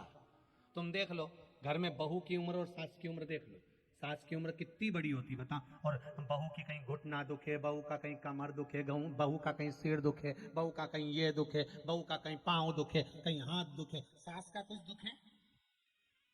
जम के तो बोलो। बहू थोड़ा सा काम करे थक जाए, सास 50 लोगों का काम करे, ऐसी चटपट पल्लू बंदा चली चली चली, और काम धड़ धड़ करे। क्यों? उसका कारण है, बहू सास की इतनी निंदा करती है तो सास और ज्यादा युवान होती चली जाती है, और ज्यादा। मेरा निवेदन है बहुओं से, सास को जल्दी निपटाना है तो बुराई करना बंद कर दो, डोकरी निपट जाएगी। और तुम जितना जितना बुराई करोगे ना, वो उतनी जोरदार खजूर वाली चोटी बनाएगी, उतनी जोरदार। तुम जितनी निंदा करोगे ना, वो उतनी अच्छी हो जाएगी। तुम निंदा करना बंद करो, वो निपट जाएगा। तुम निंदा करोगे,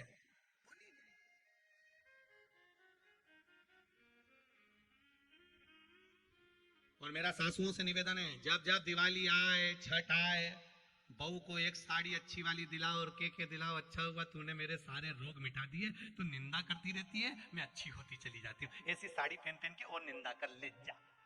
और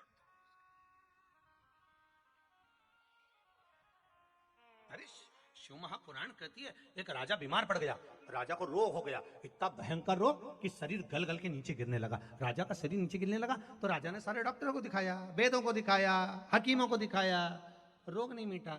एक दिन वो गुरु जी के पास गया, गुरुदेव मेरे शरीर में बहुत बड़ा रोग हो गया, मेरा शरीर टपक रहा है, मैंने बहुत भयंकर रोग हो गया, गुरु जी मेरा रोग मिटा दो। गुरु जी ने कहा एक बात बता, तेरा बड़ा भाई था तो क्या वो तो मर गया, भाभी कहाँ है के घर में। गुरु जी ने कहा एक काम कर, भाभी जिस कमरे में जाकर सोती है उस कमरे के बाहर दरी बिछाकर तू सो, किसी को मालूम नहीं पड़ना चाहिए कि तू भाभी के कमरे के बाहर सो रहा है। गुरु जी मेरा रोग मिट जाएगा? हाँ जा। वो भाभी के कमरे के बाहर जाकर सोने लगा, किसी को मालूम नहीं पड़े, आधी रात को जाता भाभी के कमरे के बाहर जाकर सो जाता।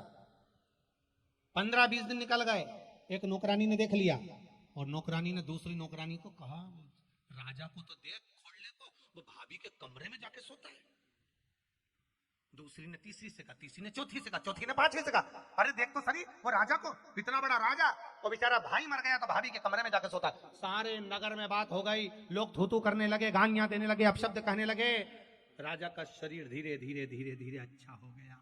राजा नरियल लेकर, श्रीफल लेकर गुरुजी के पास गया, गुरुदेव अच्छे अच्छे डॉक्टर ठीक नहीं कर पाए, आपने कैसे कर दिया? गुरुजी बोले राजन तेरा पाप बहुत बढ़ गया था, वो पाप के कारण तुझे रोग हो गया था, उस पाप को समाप्त करने के लिए तेरी निंदा करवाई, तेरी बुराई करवाई। जब राजा तेरे नगर के लोग तेरी बुराई करना चालू कर दिए तो तेरा सारा रोग मिट गया और तू अच्छा हो गया। बस इतना याद रखो, तुम्हारी कोई निंदा करे समझ लें तुम्हारी बुराई कर रहा है, तुम्हारा रोग मिट जाएगा। अगर कोई बड़ी बड़ी बीमारी है ना तो मिट जाती है निंदा करने से। इसलिए पहले लोग कहते थे निंदक न्यारे राखिए आंगन कुटी छवा। कोई करे बुराई करे, कितनी करेगा, कर रहे मीराबाई जैसे बन जाओ। मैं तो चली वृंदावन राणा, मेरे तो भाग जगे, राणा जी तेरे महलों में आग। ये क्या करना, क्या कर रहे हैं? अरे घास फूस की कुटिया बनाऊंगी,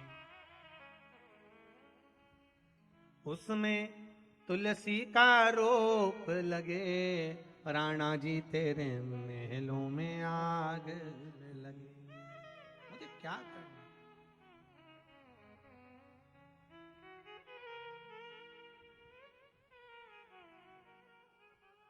भगवान आनंद से विराज,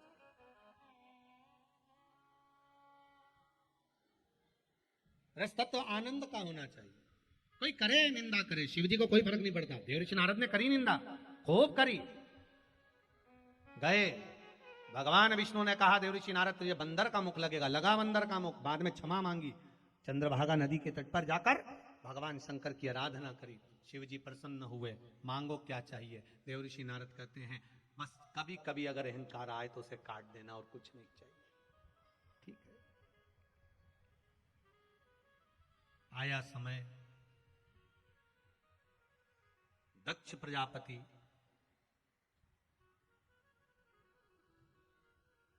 मां भवानी की कृपा पाना चाहते हैं और एक बेटी का और जन्म चाहते हैं।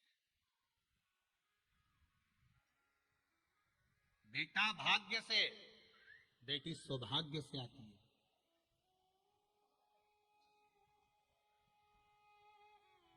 बेटा भाग्य से, बेटी सौभाग्य से आती है। बेटी का जन्म ऐसे ही नहीं हो जाता। एक दो मित्र थे, बहुत दिनों के बाद मिले। एक मित्र ने दूसरे से पूछा और भाई कहाँ रहता है आजकल? बस आजकल मैं नोएडा में रह रहा हूँ। अच्छा, और तू? मैं तो यहीं पटना में, कहीं नहीं गया, अपन तो यहीं है। अच्छा, बहुत दिनों के बाद आया? हाँ भाई वो लॉकडाउन लग गया था तो घर आना पड़ा ना, इसलिए आया। अच्छा अच्छा अच्छा, और सब बढ़िया है? बढ़िया। शादी हो गई? हो, 2 बच्चे हैं। अच्छा, और तेरे? मेरे भी 2 बच्चे हैं। अच्छा, कहाँ हैं? तो क्या ये देख, एक मेरी बड़ी बेटी, एक मेरी छोटी बेटी, दोनों हाथ पकड़े हुए थे। और तेरे? भगवान की कृपा है भैया, मेरे यहाँ तो 2 लड़के ही लड़के हैं, मेरे यहाँ लड़की वड़की नहीं है, मेरे यहाँ लड़के हैं 2। भगवान ने बड़ी कृपा करी है। अच्छा हुआ मुझे लड़की नहीं दी, लड़की दे देता कौन ध्यान रखता, कॉलेज छोड़ने जाओ, स्कूल छोड़ने जाओ, पढ़ाने जाओ, ये करने जाओ, ट्यूशन छोड़ने जाओ। अच्छा हुआ भगवान ने मुझे लड़का दिया, मुझे लड़की नहीं दी। लड़की का पिता आंख में आंसू भरकर रो रहा था। दोनों बेटियों ने अपने पापा का मुख देखा तो छोटी लड़की ने सामने वाले अंकल का कुर्ता खींचा और कुर्ता खींच कर कहा, अंकल आप कहते हो कि अच्छा हुआ भगवान ने आपको बेटी नहीं दी।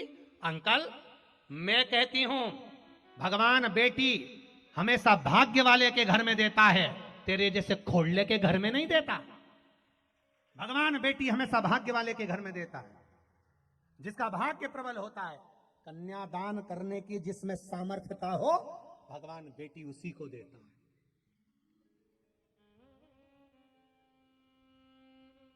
कन्यादान करने की जिसमें सामर्थ्यता हो, जो अपनी बहन बेटी को कभी एक साड़ी नहीं दे तो उसके घर में काय को बेटी देगा भगवान।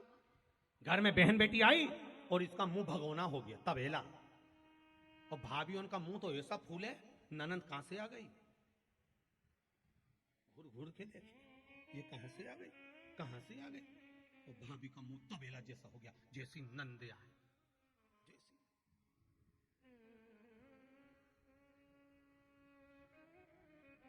भगवाना वो तो यही है कि दिलीप भैया आपके यहाँ का ससुराल और आपके यहाँ का घर ऐसा देखा जहाँ पर ये भाभीओं भी इतनी आगे बढ़ बढ़ के काम करे ने, सब संभाल लेने, ननंदोन भी भाभी के इतना काम करी, सब संभाल ली। नहीं तो बाकी की जगह कथा करने जाओ तो नंदे फूली फूली माँ बैठी रहे और भाभी फूली फूली माँ बैठी रहे।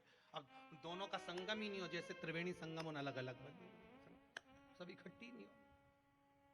पर यहाँ कम से कम एक भाव तो है कि ननंद अगर पूजन कर रही है तो भाभी जाकर सेवा कर रही है, सेवा अगर ननंद कर रही है भाभी कोई कार्य कर, ये प्रेम होना चाहिए। कौन क्या ले रहा है साहब, ना कोई धन लेता है ना कोई दौलत लेता है, केवल एक मीठी वाणी, प्रेम की वाणी, केवल प्रेम की वाणी।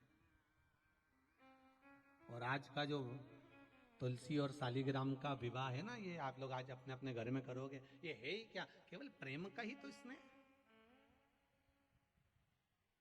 वृंदा के सातित्व को भगवान नारायण ने डिगा दिया, भगवान शिव ने जलंधर को मार दिया, वृंदा ने श्राप दे दिया, नारायण आप मेरे नंदोई होकर मेरे सातित्व को डिगाया है, श्राप देती हूं पत्थर के हो जाओगे, पत्थर के हो गया। भगवान विष्णु की आंख में जल भरा था। भगवान ने कहा, वृंदा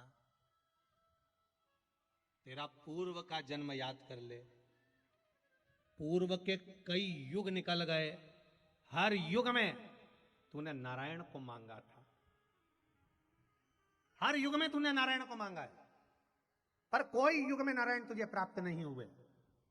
पर वृंदा अब मौका मिला है, मैं अगर पत्थर बनता हूं तो तू तुलसी का क्यारा बनेगी, और दुनिया की दृष्टि में कुछ भी हो पर तू मेरे पर समर्पित होगी, क्योंकि हर जन्म में तूने मुझे मांगा है, हर जन्म। इसलिए भगवान को सबसे ज्यादा प्रिय है ही क्या, तुलसी का दल।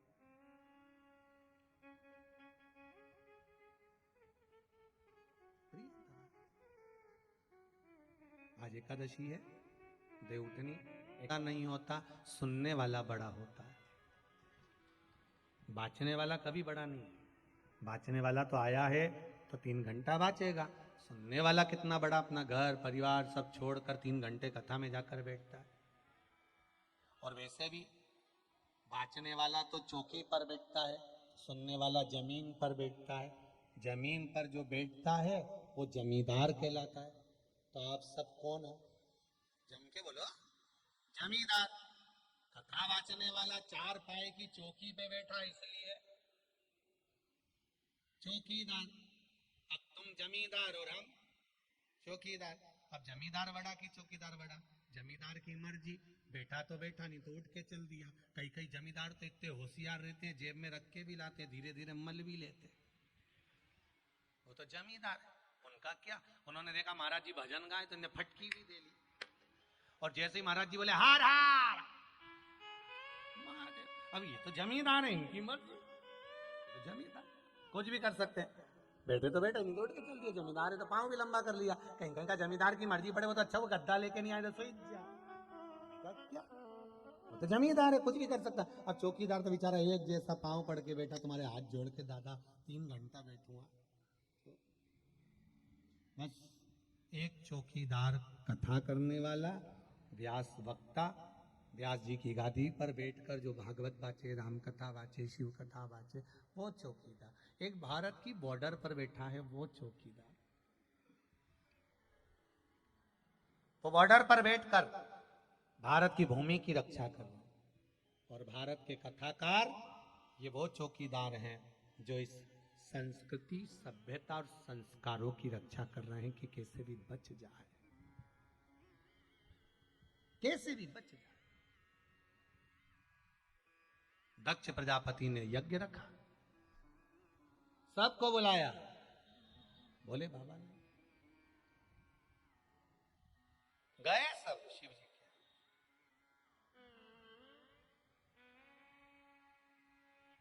कई लोगों की आदत रहती है आग लगाने की। क्यों? तुम्हारे यहां पत्रिका नहीं आई क्या? काहे की? अरे वो भैरू सिंह के छोरे की शादी है। ओ राम किशन के लड़के की शादी। अच्छा, हमारे यहाँ नहीं है। शिव जी के यहाँ कोई पत्रिका नहीं, दक्ष प्रजापति के यहाँ से। सती मैया का मन था जाने का, शिव जी ने समझाया, नहीं मानी, चली गई। अपमान हुआ तो सहन नहीं कर पाई, सहन नहीं करा, यज्ञ के कुंड में कूद कर अपने प्राणों को त्याग दिया। बाबा को क्रोध आ गया, केश तोड़ा, रुद्रगण उत्पन्न करा, पूरी यज्ञशाला विध्वंस कर दी। दक्ष प्रजापति का सिर कट के अग्नि में गिर गया, अग्नि में गिरा।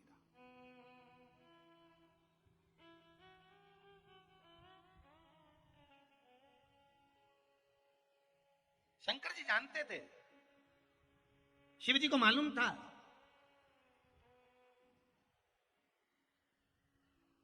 दक्ष प्रजापति की सभा में शंकर जी गए थे, जब मीटिंग रखी थी पहुंचे थे, और दक्ष प्रजापति का अपमान हो गया था, परिणाम नहीं करा। जमाई ने श्राप दे दिया था, शिव मैं तुझे शमशान में रहने का श्राप देता हूं। शंकर भगवान उसमें भी खुश थे कि मेरे ससुर ने मुझे शमशान में रहने का श्राप दिया। शिव जी तब भी खूब नाचे थे। किसी ने पूछ लिया, आपको श्राप लगा है शमशान में रहने का, आप नाच रहे हो? शंकर भगवान बोले, मेरे ससुर जैसा दुनिया में किसी का ससुर नहीं होगा। प्लाट भी दिया तो ऐसी जगह दिया जहां कोई कब्जा ही नहीं करेगा, इसलिए रहने के लिए शमशान दिया। अब उसमें क्या टेंशन है, उसमें क्या सोचना। बड़े प्रसन्न बाबा शंकर भगवान जान गए, दक्ष प्रजापति का सिर कट गया। देवताओं ने स्तुति करी, कुछ करिए, जजमान का सिर जोड़ दीजिए। शंकर भगवान आए, बकरे का मुख लगाया। दक्ष प्रजापति ने सोचा, मेरे ससुर से प्रार्थना कैसे करूं, क्षमा कैसे मांगू। अब बकरा कोई हिंदी तो बोलेगा नहीं, शेर घाटी का हो तो बड़े अंग्रेजी बोल ले, मालूम नहीं। पर हमारे यहाँ के बकरे तो हिंदी भी नहीं बोलते ना अंग्रेजी बोलते, बस एक ही बात बोलते, बस इतना ही बोलते। तो जैसे ही दक्ष प्रजापति को बकरे का मुंह लगा और दक्ष प्रजापति ने बोलना चालू करा, शंकर जी खुश हो गए, मेरा ससुर कितनी जोरदार स्तुति कर रहा है, बड़े सुंदर स्तुति करी। अब जैसे ही प्रसन्न हुए, शंकर भगवान ने वर दे दिया, जो मेरे मंदिर में आकर बम बम बम बम बोलेगा, मैं समझ जाऊंगा कि मेरा ससुर आ गया। और माताओं के लिए भी कहा, अगर माताएं भी मंदिर में आकर बम बम बोलेगी तो मैं समझ जाऊंगा सास भी यही है, इनको परिणाम है। तो शिव जी के मंदिर में बम बम बोलना मतलब शंकर जी का स्तुति है, एक वर है शिव का। सती मैया जलकर भस्म हुई, हिमालय राज के यहाँ प्रकट हुई, मैनावती के गर्भ से पार्वती नाम से विख्यात हुई। शंकर पार्वती का मंगल विवाह पक्का हुआ, शिव दूल्हा बने, पार्वती दुल्हन बनी। हमारे यहाँ दूल्हे को कहते हैं बना और दुल्हन को कहते हैं, तुम्हारे यहाँ कहते हैं क्या कहते हैं दुल्हन को? बनी। इसलिए हमारे यहाँ 15 दिन पहले से गाते हैं ढोलक पीट पीट के बना। लड़के क्या क्या गाते हो? बना। और लड़की क्या? बनी। और दोनों में ही नहीं बनी तो काय का बना और काय की बनी? भाई बने तो समझ लो कि बना और बनी है, और नहीं बने तो शिव जी ने डमरू खड़काया, सारे देवता आए। देवताओं ने कहा बारात चलेगी, हाँ अच्छे अच्छे रथ लाए, घोड़ा लाए, बग्गी लाए, गरुण वरुण सब आए। शिव जी नहीं बैठे। शंकर जी ने कहा इन पे चढ़ के नहीं जाऊंगा, तो फिर मेरा नंदी बुलाओ। नंदी को बुलवाया। शंकर भगवान से बोला अब तो चढ़ जाओ। शंकर जी बोले, लक्ष्मी जी ने नारायण भगवान को भेजा। भगवान विष्णु आए। भगवान विष्णु ने कहा प्रभु एक बात सुनिए। नारायण भगवान बोले बोलो प्रभु। भगवान विष्णु बोले, शंकर जी बोले क्या बात है। शंकर जी से जैसे ही भगवान विष्णु ने कहा प्रभु बात इतनी सी है कि आप कुछ तन पे पहन तो लो, पूरे कर्पूर गौरम करना अवतारम हो, तुम तो कोई कपड़ा ही नहीं है तन पे। शंकर भगवान ने मन में विचार करा, एक काम करता हूँ जिस आसन पे बैठा था उसी को लपेट लेता हूँ। अब आसन को लपेटा तो आसन यूं खुल गया, फिर लपेटा फिर खुल गया। शंकर भगवान ने गले में से सांप को उतारा, नीचे उसको बांध लिया, बांध कर बैठ गए नंदी पे। और नंदी पे भी बैठा तो उल्टे, नंदी का मुंह इधर, शंकर जी का मुंह इधर। इंद्रदेव ने पूछा उल्टे क्यों बैठे हो। शंकर भगवान बोले हमारा कोई बाप नहीं, हमारा कोई भाई नहीं, बारात कैसे देखेंगे, आगे से नंदी देखेगा पीछे से हम देखेंगे, इसलिए औंधे बैठे। बारात चली। बारात चलते चलते एक पुंगी बजाने वाले ने, सेनाई वाले ने सेनाई बजा दी। जैसे ही बजाई तो जो कमर पे बंधा था वो भी नाचने लगा। जैसे ही नाचा तो आसन फिर खुल गया, कर्पूर गौरम करना अवतारम फिर हो गया। लो वापिस बैसे की बैसे। शिव जी की बारात चली, बड़े धूमधाम से आ रही है। शंकर जी की बारात का स्वागत करिए ताली बजाकर। बाबा भोलेनाथ जी की बारात आ रही है।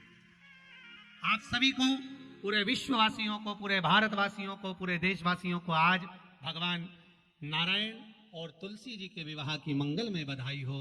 आज ही के दिन मेरे कल्लू जी महाराज का सीहोर में मंगल विवाह हुआ था और बाबा ठाकुर जी का मंगल विवाह की आपको बहुत बधाई। यहाँ शिव और पार्वती के विवाह की बधाई। सब अपने स्थान पर बैठे रहेंगे, कोई खड़ा नहीं होगा। शिव जी की बारात आ रही।